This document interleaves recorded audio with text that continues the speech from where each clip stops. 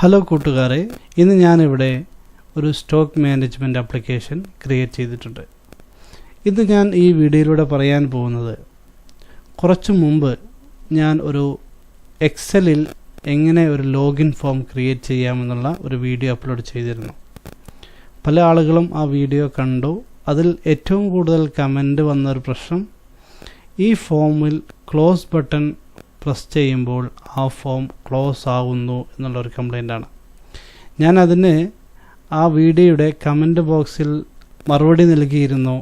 അതിൻ്റെ കോഡ് എങ്ങനെ ഉപയോഗിക്കാമെന്നുള്ളതിൻ്റെ മറുപടി നൽകിയിരുന്നു. പല ആളുകൾക്കും അത് മനസ്സിലാവാത്തത് കൊണ്ടോ അറിയില്ല, വീണ്ടും അതുപോലെയുള്ള കമൻറ്റ് ചോദിക്കുന്നുണ്ട്. അപ്പോൾ അത്തരക്കാർക്ക് വേണ്ടിയാണ് ഈ വീഡിയോ ഞാൻ ഇന്നിവിടെ അപ്ലോഡ് ചെയ്യുന്നത്. ഓക്കെ, ഇപ്പോൾ സ്വാഭാവികമായും ഞാൻ ഇന്ന് ആ കോഡ് ഡിസേബിൾ ചെയ്താണ് ഈ ഫോം ക്രിയേറ്റ് ചെയ്തിട്ടുള്ളത്. അതുകൊണ്ട് തന്നെ ഞാനിവിടെ ക്ലോസ് ബട്ടൺ പ്രസ് ചെയ്യുമ്പോൾ നമുക്ക് ആ ഫോം ക്ലോസ് ആവുകയും നമ്മുടെ ആപ്ലിക്കേഷൻ ആക്സസ് ആവുകയും ചെയ്യുന്നു.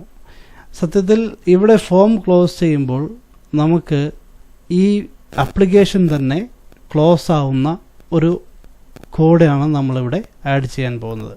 നമുക്ക് ആ കോഡ് നോക്കാം.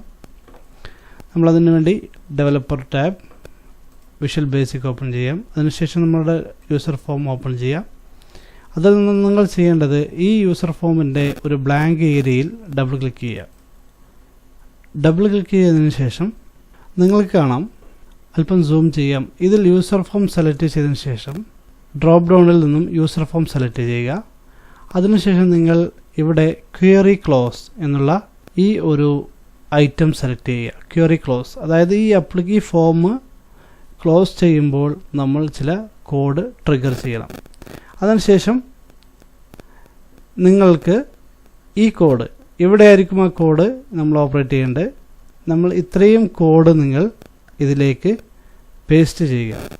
ഈ ഒരു കോഡിൻ്റെ വിശദീകരണം മനസ്സിലാക്കി നിങ്ങൾ ബുദ്ധിമുട്ടാകുന്നതിന് മുമ്പ്, നിങ്ങൾ ഇതിൽ കൂടുതലായി ഒന്നും നമുക്ക് പഠിക്കാനില്ല. നിങ്ങൾ ഇത്രയും കോഡ് നിങ്ങൾ കോപ്പി ചെയ്ത് ഇവിടെ പേസ്റ്റ് ചെയ്താൽ മതി. ഈ കോഡ് ഞാൻ എൻ്റെ ഈ വീഡിയോയുടെ ഡിസ്ക്രിപ്ഷൻ ബോക്സിൽ ആഡ് ചെയ്യുന്നതാണ്. നിങ്ങൾ ജസ്റ്റ് ഇത്രയും ഭാഗം എൻഡ് വരെ സെലക്ട് ചെയ്ത്, ഇപ്പോൾ ഞാൻ നിങ്ങൾക്ക് കാണിച്ചു തരാം. Ctrl+X, Ctrl+V, നിങ്ങൾ ഇതുപോലെ കോപ്പി ചെയ്ത് പേസ്റ്റ് ചെയ്താൽ മതി. അതിനുശേഷം നമുക്ക് ഈ ആപ്ലിക്കേഷൻ സേവ് ചെയ്യാം. അല്പം സൂം ഔട്ട് ചെയ്യാം. അതിനുശേഷം നമ്മൾ ആപ്ലിക്കേഷൻ ക്ലോസ് ചെയ്യുന്നു. ഇനി നമ്മൾ ഈ ആപ്ലിക്കേഷൻ ഓപ്പൺ ചെയ്താൽ ഇവിടെ നമ്മൾ ഇനി ക്ലോസ് ബട്ടൺ പ്രസ് ചെയ്യുകയാണെങ്കിൽ നിങ്ങൾക്ക് കാണാം ആപ്ലിക്കേഷൻ ക്ലോസ് ആവുന്നതായി കാണാൻ കഴിയും. അപ്പോൾ നിങ്ങളുടെ എല്ലാവരുടെയും സംശയത്തിന് മറുപടി ഈ വീഡിയോയുടെ പരിഹാരമായി എന്ന് ഞാൻ വിചാരിക്കുന്നു. ഇനി മറ്റൊരു വീഡിയോയുമായി നമുക്ക് വീണ്ടും കാണാം. Okay, see by.